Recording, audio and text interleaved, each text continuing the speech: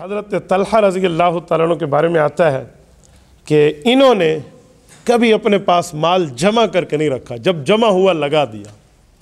ایک بار پریشان بیٹھے تھے، بیوی نے پوچھا آپ پریشان ہیں؟ میں نے کوئی غلطی کی ہے؟ کہا جی نہیں۔ کہا کاروبار کا کچھ نقصان ہوا؟ کہا جی نہیں۔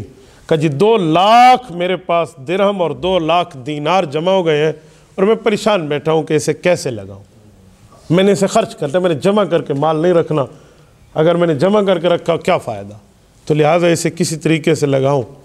اسی دن کے اندر بیٹھ کے انہوں نے غرباء کی ترتیبیں بنا کے دور تک سب کو لوٹایا، شام تک اس پیسے سے فارغ ہو چکے تھے۔ آپ اندازہ لگا کیوں؟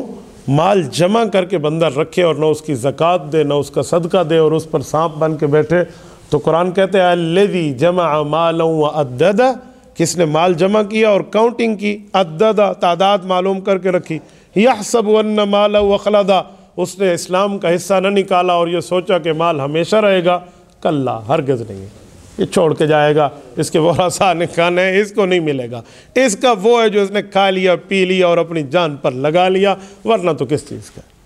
تو یہ اس طرح دین کے معاملات میں لگا دیا کرتے تھے، اور اپنی غذا اور اپنا لباس بہت سادہ رکھتے، اس میں کوئی تکلف نہیں ہوتا تھا، میانہ قد کے انسان تھے، پست قد اتنا نہیں تھا، قدر بلند تھا، سرخ و سفید ان کے چہرے کا رنگ تھا، سینہ چوڑا اور پرگوشت ان کے ہاتھ تھے، لیکن ان میں ایک ہاتھ رسول اللہ صلی اللہ علیہ وسلم کے دفاع میں شل ہوا تھا، اور رسول اللہ صلی اللہ علیہ وسلم سے ان کا تعلق شاید کہ پوری تاریخ صحابہ میں کوئی ایک صحابی ایسا ہو جس کو اتنی نسبتیں حضور سے رشتے میں ملی ہوں۔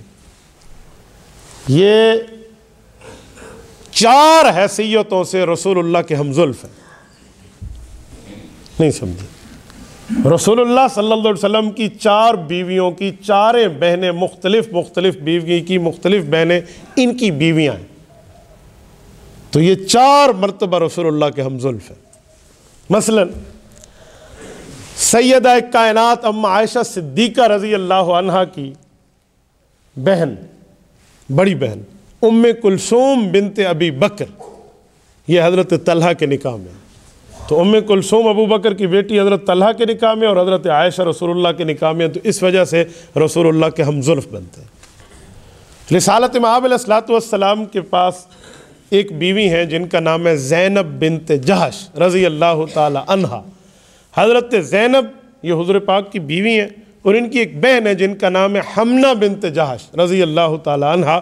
یہ اسلام میں بہت بڑی فقیہہ عورت ہے، یعنی عورتوں کے جو مخصوص مسائل ہیں نا، ان کا حل اللہ کے رسول سے حضرت زینب کے ذریعے مروی ہے۔ یہ جو پاکی کے مسائل ان دنوں میں نماز پڑھنی ہے نہیں پڑھنی، یہ پوری ترتیبوں میں پتہ نہیں کتنے فیصد اسلام کا حصہ یہ حضرت حمنہ رضی اللہ عنہ سے مروی۔ تو حضرت حمنہ حضور اسلام کی سالی ہیں اور حضرت طلحہ کی دوسری بیوی ہیں، تو اس وجہ سے رسول اللہ کے ساتھ دوسری مرتبہ ان کا ہمزلف ہونے کا تعلق ہے۔ حضرت ام سلمہ رضی اللہ تعالی عنہا، حضرت ام سلمہ رسول اللہ صلی اللہ علیہ وسلم کی بہن ہے، ابن امیہ بنت امیہ۔ حضرت ام سلمہ کی ایک بہن ہے، ان کا نام ہے رقیہ بنت ابی امیہ۔ یہ جو ہیں یہ حضور علیہ السلام کی سالی لگتی ہیں اور حضرت طلحہ رضی اللہ تعالیٰ کی چوتھی بیوی ہیں، تو اس وجہ سے تیسری بیوی ہیں، تو یہ رسول اللہ صلی اللہ علیہ وسلم سے تیسرے موقع پر ہمزلف ہونے کا رشتہ ہے۔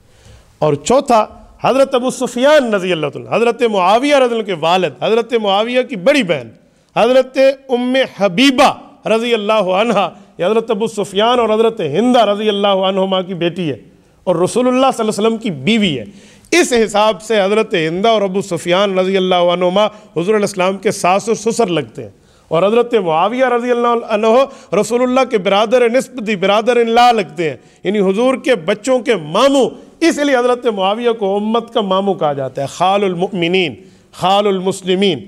یہ ان کی بہن ام حبیبہ آپ علیہ السلام کی بیوی اور ام المؤمنین ہے۔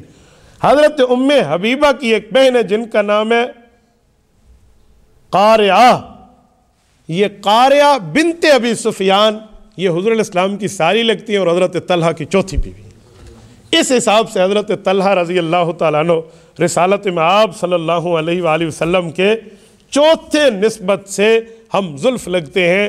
یقین مانیے یہ ایسی نسبت ہے کہ ایسی نسبت صحابہ کرام میں شاید خال کسی کو حاصل ہو، یعنی اس نسبت سے یہ رسول اللہ صلی اللہ علیہ وسلم کے گھر میں 4 رشتے رکھتے ہیں۔